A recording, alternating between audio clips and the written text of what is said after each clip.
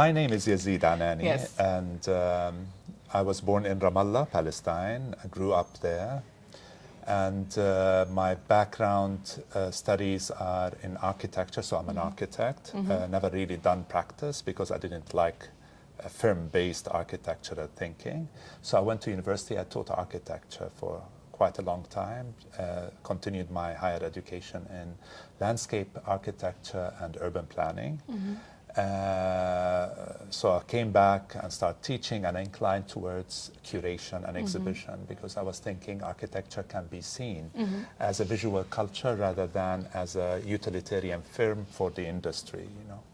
And I started working with students on topics related to the city, and then got from there a huge commission on a series of exhibitions on cities in Palestine. So the city becomes the exhibition space, not the city is represented in exhibition space. So we went to cities and worked with international local artists to make exhibitions around the history and try to sort of dig deep into the history of these cities and look at dark moments that are not normally seen or discussed. So it's instead of looking at the things under the lights, we looked at the things that are under the dust. So we try to dust off, and this is really the whole direction of my practice. So I'm looking at the history that didn't or wasn't really part of the making of our present moment. So what histories that did not reach us are frozen in the past and didn't really make our present and will never be a contribution to our future. So what can we learn from that? What other us would really be there if these histories were brought, and why they were not brought? So these are the questions that mainly frame my practice as a curator. And I've worked at the Qattan Foundation as a curator, head curator and director of the public program until last year, and I moved to Jeddah to work as a senior curator with Hayy Jameel in Jeddah. So this is my quick biography. Yeah, that included both formal things and the things that I would like to speak about, which mostly does not include the formal things, but those other, the other things that, you said in the middle about, just city as space, like why just we have to photograph the city or like document the city and then represent it. Why are we never a part of the city?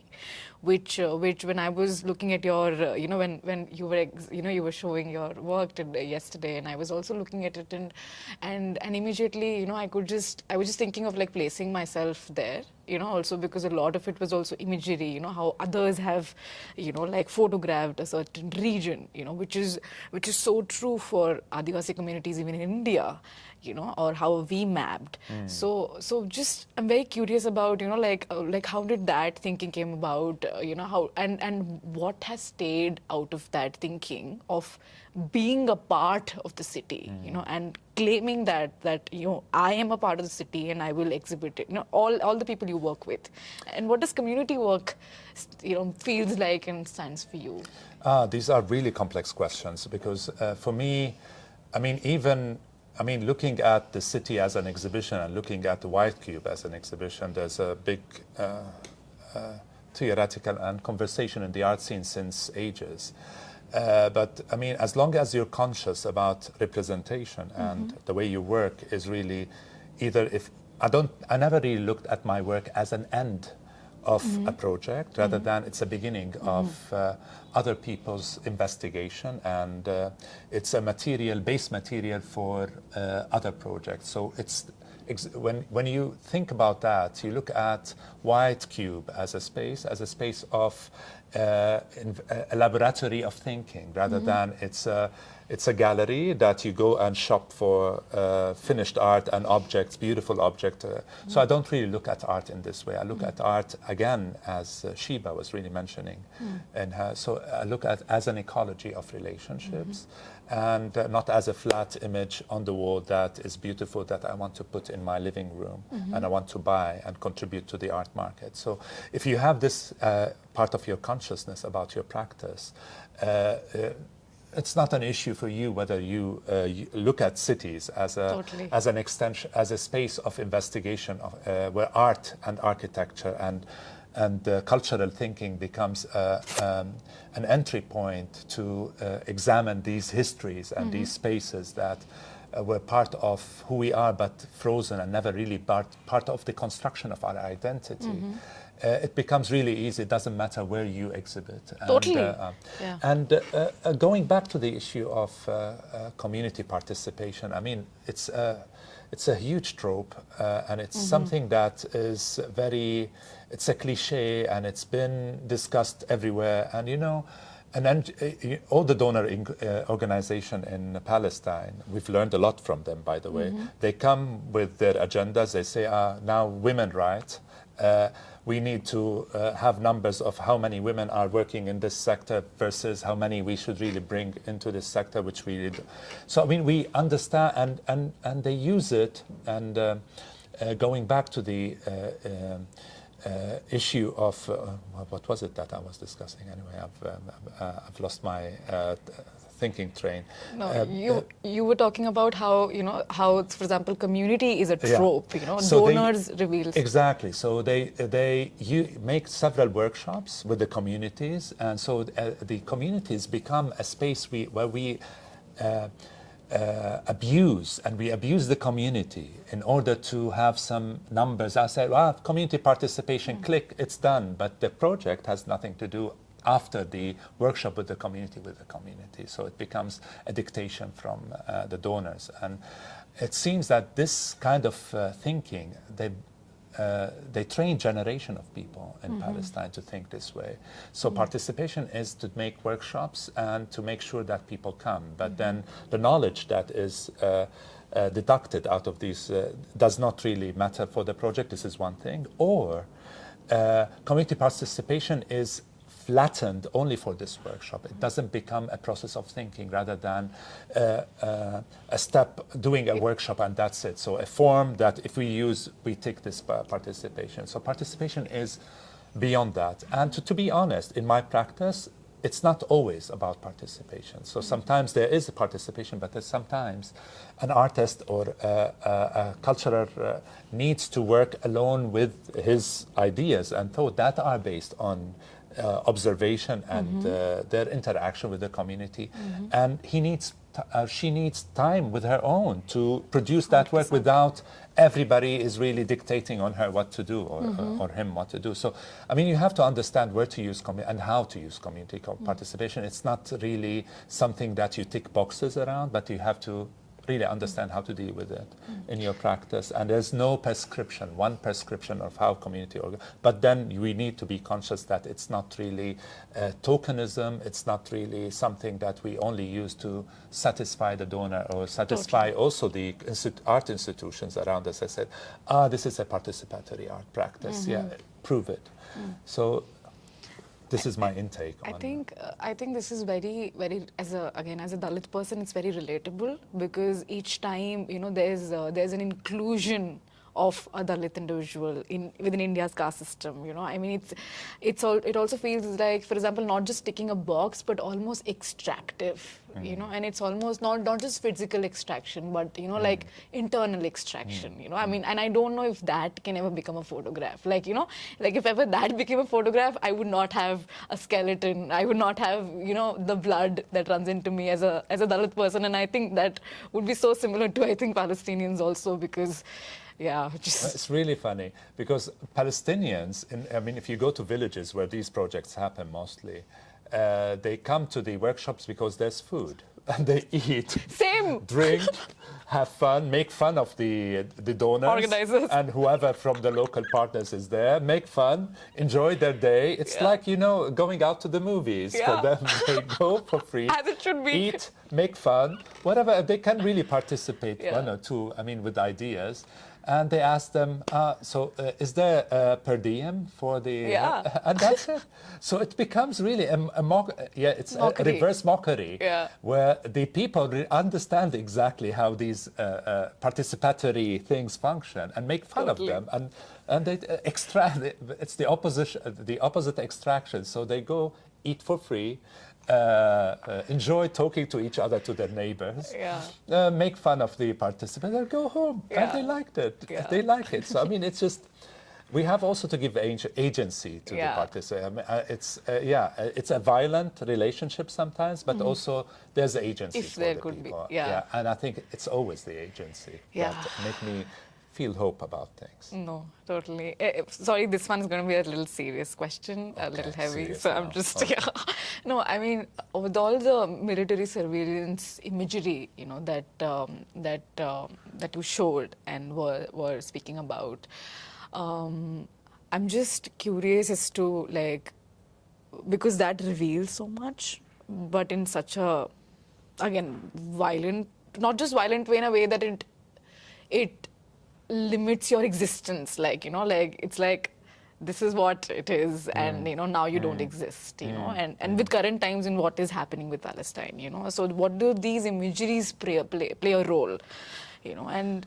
Well, I mean, it's very interesting. My interest comes from questioning why, with all these images of gore and death and destruction, which we've seen in World War I, maybe, and in or something similar in World War I. Why are we seeing it now when the whole world decided after the World Wars and the Holocaust that never again? And we've set an international body of institutions that prevent us from coming to this moment. And then seeing the images that are, I mean, seeing how, in particular, Europe is really dealing with images as if they don't exist, as if they are fiction, and as if there's this denial to that.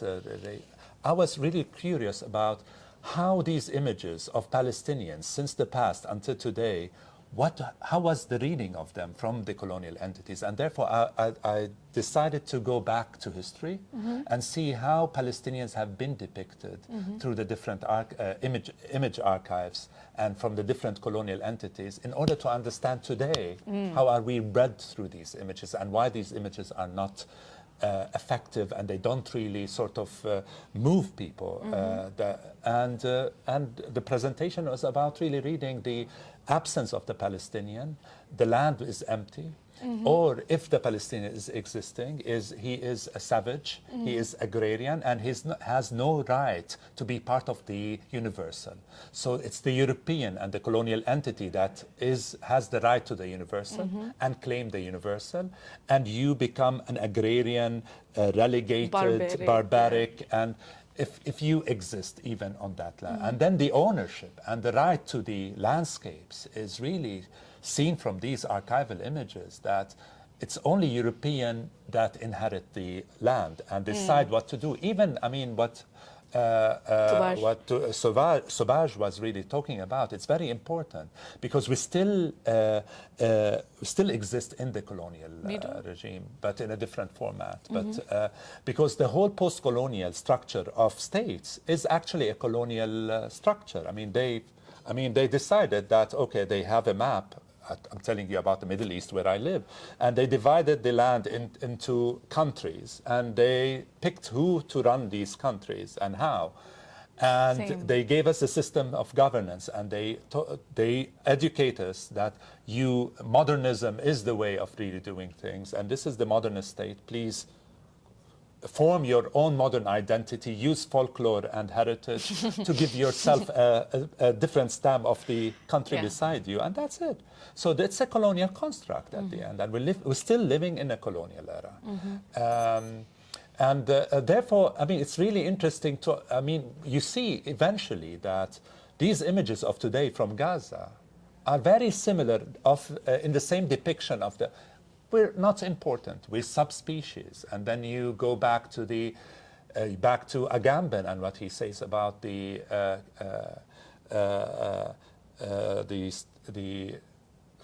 state of exception, and where we are placed in a space outside the international law.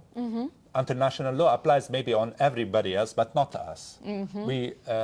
Because we are not human beings. Only the international law can be something for a human, but we are subspecies. And therefore, this is a presentation I was really trying to understand how photography was really part of that kind of technology of racial division and racial subjugation. Yeah.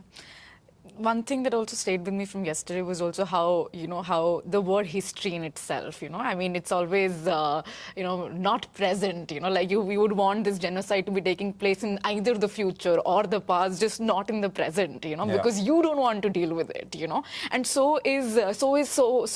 similar is, the unspoken violence of Dalit and Adivasi, and other minority communities within our regions, again become subspecies, and especially women within these communities also, becoming subspecies within subspecies in the system where we're already outside of international laws, so just maybe just parting thoughts on the idea of history, or like right now as it happens, and the like the art world or the photography world or anybody, just not accepting things, or again questioning the very reality of Palestinian reality right now, right? I mean, questioning is this truth, as as you were saying, and negligence of. So sorry to interrupt. Sorry, your mic is covered. Oh, sorry. I'm sorry to interrupt. Yeah. Go ahead. Is it okay now? Yeah.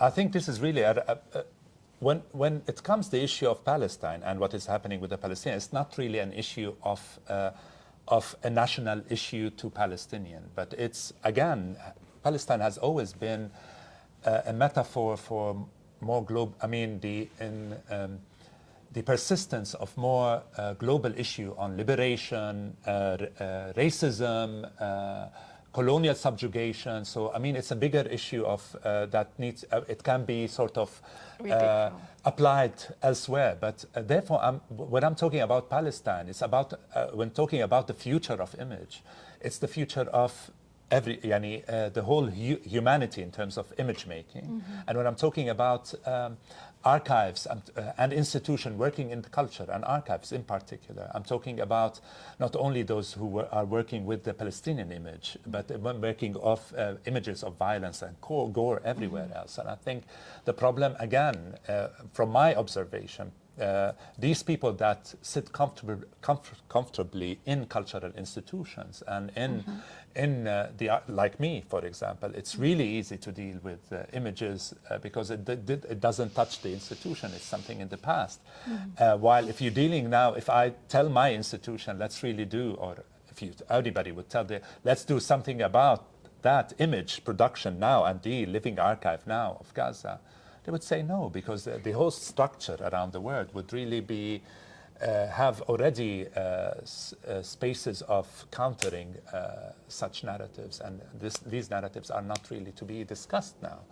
So it's very important for me to look at how institutions function in the moment of trauma and global trauma, and how they relate their role, their mission, their function, their leadership within these causes today, rather than only adhering to the spaces of history, of trauma in the past, because it's really nice to deal with it. I'm not talking about artists here, because artists, I mean, the multiplicity and intricate works of artists really bring history to the present, to the future in ways that is very interesting. And but I'm talking about the structure of institution in terms of their decision of what to work on, where to spend their money on, and how to deal with today's issues, and their role as cultural institutions, spaces of otherness, spaces where the only hope for us in the future that these spaces and these individuals make the right decision of their loyalty towards what is happening in the world, not loyalties to have, I mean, not looking at Gaza after 100 years, but not looking as at Gaza archives. now. Not as archives, but so this is the point. Yeah, no, thank you My so pleasure. much. Thank you so much. My pleasure. Thank you for